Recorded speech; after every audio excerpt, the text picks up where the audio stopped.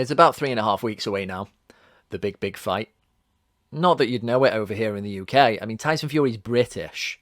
He's going for the undisputed heavyweight title. I don't think there's been any documentaries on, really, about that. I know we've got the Furies, that silly series over here, but where's the build-up? Something about Fury against Usyk in Saudi just isn't capturing the public's imagination. Just unless you properly follow the sport, not that many people know about this one. Unless you've been keeping an eye on what Turki Al-Sheikh said is the 14th most popular sport in the world right now, when it should be number one, which I agree with, then a lot of people just, of course, aren't going to know about it. And it's an ongoing trend since, really, the Klitschko's were about, and then it went on to Fury, that America is very indifferent about the heavyweight champion at the moment. Wilder wasn't good enough to really engage the 350 million population. And so, because it's not American, now this is something that America can suffer from, kind of a big-headedness. If it's not American, it doesn't really matter.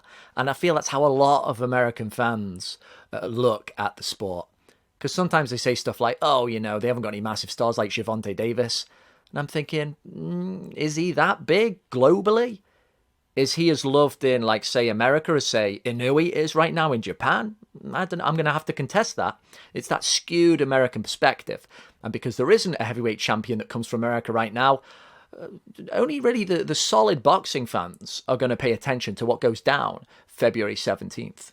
Now, regarding that special date, I just wanted to talk about what I feel have become kind of overrepresented narratives, starting with Fury's size. Now, more people check this fact, don't they? You see it. Someone says 6'9", and they go, no, he's not.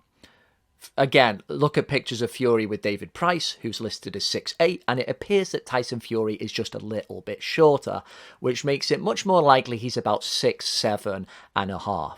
Even his dad once said, look, he's 6'8". So the whole size thing, this idea that Usyk's undersized, Fury's almost oversized. When these guys come together in the ring, there won't be that much of a difference. Just like it was with him and Joshua.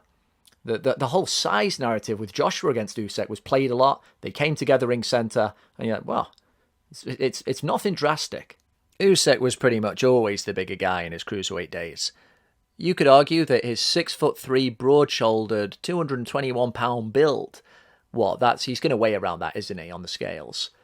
You could say that's the ideal build, the perfect balance where you've still got that agility, that speed that can befuddle the behemoths. And I'll state it again that a lot of the perceived evolution of the heavyweight division, from Lewis to the Klitschko's to now, this idea that bigger is better, was very much underpinned by there being no really good average-size heavyweights. We had Povetkin, who wasn't quite dynamic enough, good enough, to stop Vladimir Klitschko almost fouling him to death back in 2013. Some people make the joke that the real heavyweight champion of the world is somewhere playing NFL. But you see, when you can source a talent pool enough, when somebody's got enough of the goods, ticks enough of the boxes, they can take advantage of the bigger man, because he starts to lose certain things as a fighter when he's 6'5 plus. And the other point I wanted to talk about, which I feel has become a bit of a overrepresented narrative, is regarding Usyk's power, or supposed lack of it. Now, he has 14 stoppages and 21 wins, and this is against a very high level of opposition generally. When perhaps you don't have the most stoppages, but you've just been fighting quality fighter after quality fighter, you have to factor that in. As much as Deontay Wilder can dig, and we all agree, look how much of his record is padded. How much has that skewed the KO percentage? At least a little bit. And then when we look a little bit deeper with Usyk, and we say, well, who's he actually hurt?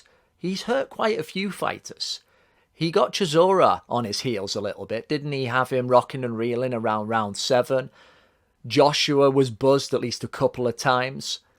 If you can hurt a guy, if you can sting him, if you can make him think twice, then that is going to make his boxer tricks that more difficult to overcome.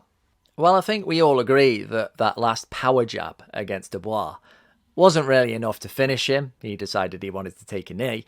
It still had that certain snap about it. Usyk is quite a stiff-arm puncher, the kind of guy you can easily underrate in that department.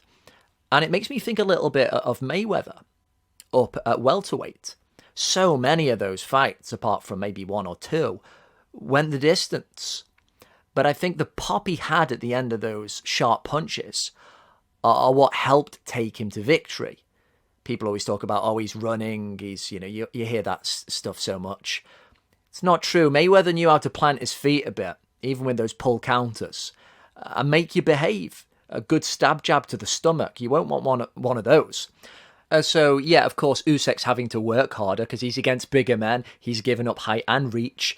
But I've got no doubt, once you get one of those stinging left hands, you probably think, right, I don't want to take too many more of those. And so for me, if Fury wins, it won't so much be about the whole, a good big un always beats a good little un. That's the narrative that will keep getting played and played and played.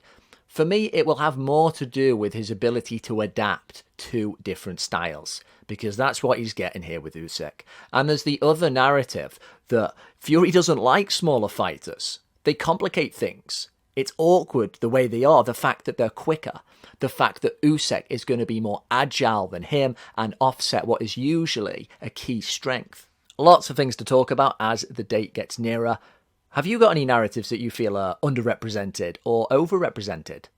Is anyone getting cold feet regarding their pick? Have they switched at all? Let me know. Spoons up.